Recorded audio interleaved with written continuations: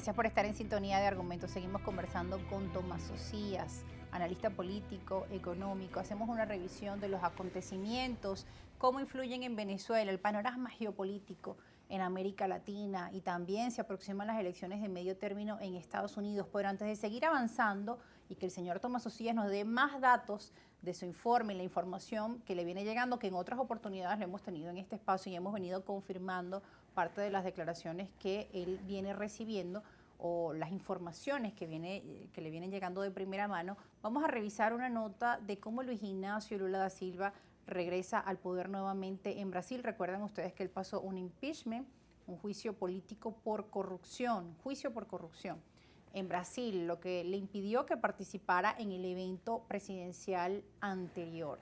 Ahora vamos a revisar cómo regresa. Pues algunos lo califican como el ave fénix en la política. Vamos a verlo.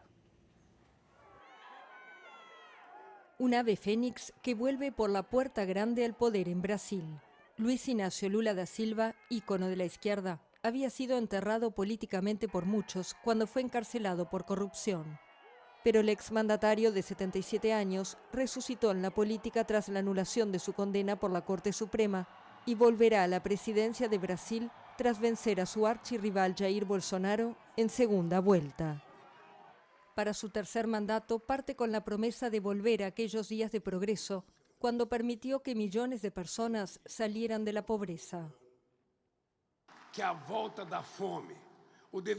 El regreso del hambre, el desempleo récord, la inflación fuera de control, los precios abusivos de los alimentos, el gas y la electricidad, la destrucción de las políticas de inclusión, el endeudamiento de las familias y la violencia política. Todo este sufrimiento causado por el actual gobierno forma parte de una de las páginas más desafortunadas de nuestra historia. Séptimo hijo de un matrimonio analfabeto, Lula fue abandonado por su padre antes de que la familia emigrara a Sao Paulo. Fue vendedor ambulante y lustrabotas. A los 14 años inició su formación de tornero y al final de la década de 1970, como líder del sindicato de los metalúrgicos, lideró una histórica huelga que desafió a la dictadura militar. Disputó las presidenciales de 1989, 1994, 1998 y 2002, cuando resultó ganador y se convirtió en el primer jefe de Estado brasileño salido de la clase obrera. Tras ser reelecto, Lula dejó el poder con una popularidad de casi 90% y se hizo de un enorme prestigio internacional como piloto del milagro económico brasileño, empujado por los altos precios de las materias primas. Pero su trayectoria política se vio empañada por escándalos de corrupción. En 2017 fue condenado a 9 años y medio de prisión por presuntamente haber recibido un apartamento de una constructora a cambio de contratos públicos y estuvo 19 meses tras las rejas. En marzo de 2021 su sentencia fue anulada por irregularidades procesales, lo que le permitió recuperar sus derechos políticos. Lula ha monopolizado el liderazgo de la izquierda brasileña, participando como candidato en 6 de las 9 elecciones desde el regreso de la democracia. Pero ya adelantó que no buscará la reelección dentro de 4 años, afirmando que la naturaleza es implacable.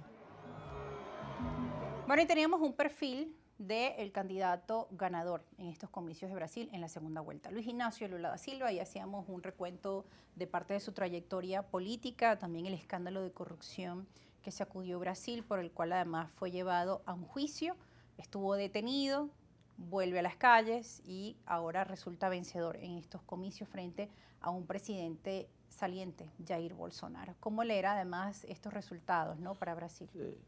Claro, fíjate, por eso yo te insistía en que aunque hay puntos y 8-9, puntos y 8-9 de diferencia, Bolsonaro, y esto hay que explicárselo. Que son 2 millones de votos. País, sí. Bolsonaro es un hombre radical, aliado fuerte de los Estados Unidos. Al ala de Trump. Sí, aliado de Trump, perdón, exactamente.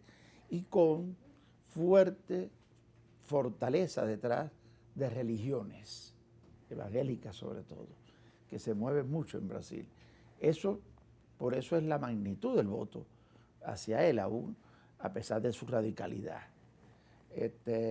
Lula, con la información para mi informe que he podido buscar directamente en Brasil, me dicen que está sumamente más pragmático, sumamente más abierto en el tema, y va a ser indiscutiblemente el líder de izquierda en América Latina, en ese mundo donde quedarían Petro y él, ¿no?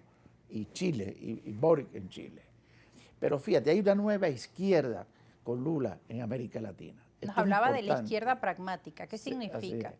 Por eso, ¿cuál es esa nueva izquierda y pragmática? El presidente Boric, hace poco, le reclamó al presidente Maduro la necesidad de más libertades en Venezuela, que se criticaba a las libertades de las dictaduras, pero no se criticaba la falta de libertades en la dictadura, pero no se criticaba también la falta de libertades en los gobiernos socialistas.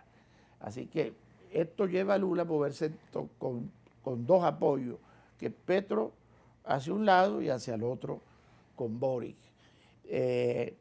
También hay una cierta información de que el presidente Maduro escucha mucho a Lula, lo considera mayor pues en su experiencia, con toda la experiencia que ha tenido el presidente Maduro. La presión de todos estos presidentes de izquierda está dirigida, Rosa, para focalizarlo y que nos entienda quienes nos ven, en el tema de más libertades políticas en Venezuela, que es donde el presidente Maduro ha tenido más críticas. En eso existen países como Nicaragua, unos Cuba, ministros pragmáticos que están abriendo la economía, encabezados por Tarek El Aissami. Hemos hablado en alguna oportunidad de eso. Pero no se conocen ministros pragmáticos en la política que puedan abrir al presidente Maduro en el tema político. Y el tema político se da por varios renglones, acuérdate, el CNE, la revisión de las listas, el tema del día de las elecciones como tal, y por último, indiscutiblemente, el tema de los derechos humanos, el informe de la ONU. Del equilibrio en la campaña electoral, unido al tema de los derechos humanos. Fíjate que esto es tan importante porque Estados Unidos separó a Nicaragua. Biden en su política ha separado a Nicaragua. Nicaragua es otra cosa, dicen, donde se han perdido casi todas las libertades, pero no en Venezuela. Así que esta unión del presidente Biden, que la va a lograr con Petro, con Boris y con Lula, va a hacer que el presidente Maduro pueda tener una amplitud mayor en el tema de las libertades políticas, porque ya la tiene para integrarse al sistema hemisférico. El presidente Maduro se quiere integrar al sistema hemisférico y va a tener el apoyo de Lula, que es la LAC, ha pedido Mercosur, Petro que regrese a la Comunidad Andina de Naciones Venezuela. La Comunidad Andina de Naciones, y creo que te lo dije en primicia cuando vine de Washington, hablando yo con las personas en la OEA, inclusive con el secretario general de la OEA, se veía una inclinación del presidente Maduro a regresar a la OEA. Así que esta tendencia del presidente Maduro de un socialismo más pragmático en política va a poderse ver ahora apoyado por el presidente de Brasil. Eso sería un cambio importante. Eso sería una perspectiva importante en el escenario. Bueno, nosotros al regreso de la pausa vamos a seguir hablando de estos giros en la política de Venezuela, en la política de la región. Nos vamos a una pausa, no se aparten, también háganos llegar sus preguntas, que ya voy a tomar mi celular para empezar a leer algunos de sus comentarios, tanto en Instagram como en Twitter. Mi cuenta es @rosa_periodista en ambas plataformas, y la de este espacio @argumentos_gb en Twitter y @argumentosgb en Instagram. Ya volvemos.